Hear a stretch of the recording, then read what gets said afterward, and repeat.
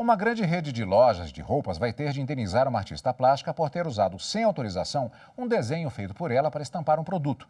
A justiça entendeu que a empresa violou os direitos autorais de criação.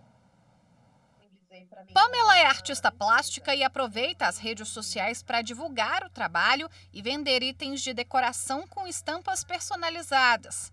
Esta ilustração aqui, por exemplo, foi criada em 2016 e desde então faz sucesso nos produtos. A obra que foi plagiada, né, era uma ilustração que eu fiz em aquarela, primeiramente, e depois eu continuei produzindo ela na porcelana, né?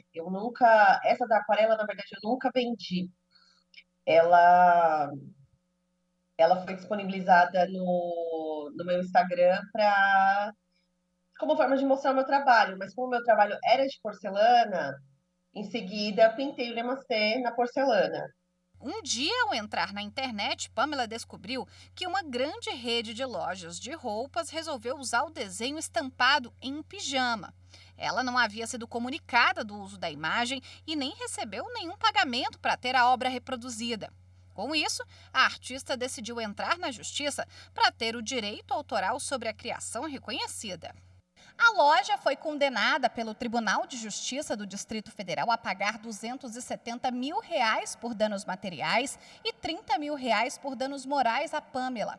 A empresa também foi proibida de produzir ou comercializar os produtos com o desenho sob pena de multa de R$ 100 mil por descumprimento. A empresa alegou que a artista plástica não provou ser dona da ilustração, já que não apresentou o registro público da imagem. A magistrada que analisou o caso, no entanto, entendeu que, apesar de não haver registro público da propriedade, Pamela tem provas da autoria do desenho, o que é suficiente para a aplicação da Lei de Direitos Autorais. A prova está toda ali, né? Tá no meu Instagram para todo mundo ver.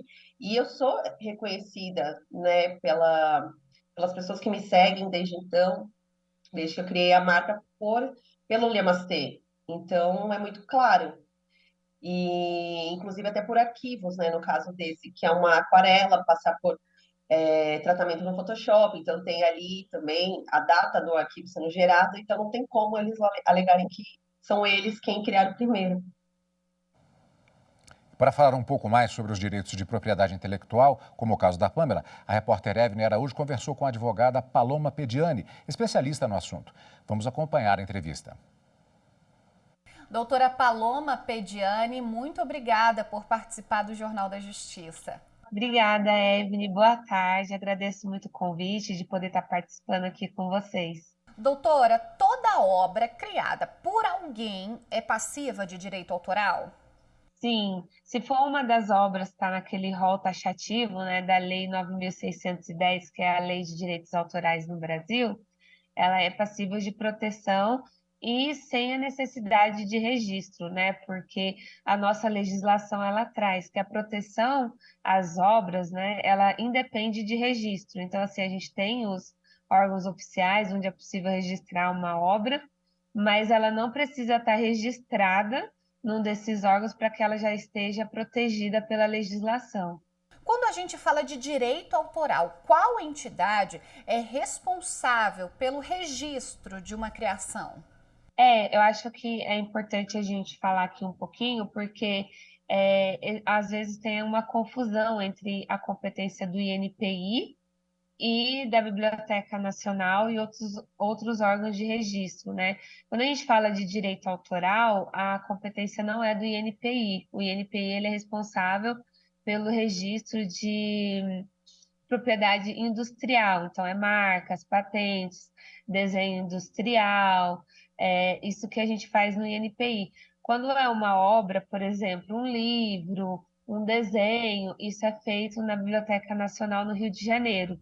Então, é importante trazer, né, essa separação, porque é comum acontecer essa confusão, assim, onde que eu registro, né? Então, se a gente está falando de uma marca, por exemplo, a gente vai registrar no INPI, mas se a gente estiver falando de um livro, de um personagem, algo assim, aí é no escritório de direitos autorais da Biblioteca Nacional, né? Atualmente a gente tem até uma facilidade, porque é na biblioteca, né, Belas Artes, no Rio de Janeiro, e aí normalmente a gente tinha que enviar pelos correios. Agora eles facilitaram e é possível fazer isso de forma online. Então você prepara toda a documentação e já faz, começou recentemente, acho que tem 3 meses, aí é possível entrar no site da biblioteca, juntar a documentação e já enviar para eles. Quando uma empresa quer usar a criação de alguém, o que ela deve fazer para não desrespeitar os direitos autorais desse autor? Então, assim, o que acontece? Se uma empresa vê o trabalho, né, de um artista, no caso da Pamela, e gosta, o caminho ideal é entrar em contato com esse artista e ver alguma opção. Ele pode fazer um licenciamento, que é quando ele usa a obra do artista, né, por exemplo, nas camisetas e quadros, e paga um valor, pode ser royalties em cima das vendas, ou pode ser um valor fechado já pelo uso da obra, ou pode também fazer uma cessão, né, que é no caso que ele compra mesmo a obra para ele, passa a pertencer a essa empresa, então assim, eles vão pagar um valor pro artista e vão ser os donos daí dessa obra, e aí eles podem utilizar da forma que for acordada ali no contrato, mas é importante que tenha esse contato prévio, né? Porque as empresas, né, muitas pessoas às vezes pegam uma obra de um artista e utiliza sem ver de quem são os direitos autorais, de quem são os direitos patrimoniais, como que está aquela questão, se está em domínio público, né, que é quando já encerrou o prazo de proteção daquela obra, e aí acabam usando e acontecendo o que aconteceu no caso da Pamela, né? Se um criador descobre que teve a obra intelectual utilizada de forma indevida, o que ele pode fazer? Depois que é descoberto, né, o uso indevido de uma obra, existem alguns caminhos. Um deles seria notificar a empresa, né, pedindo para tirar de circulação, e o outro é um processo judicial.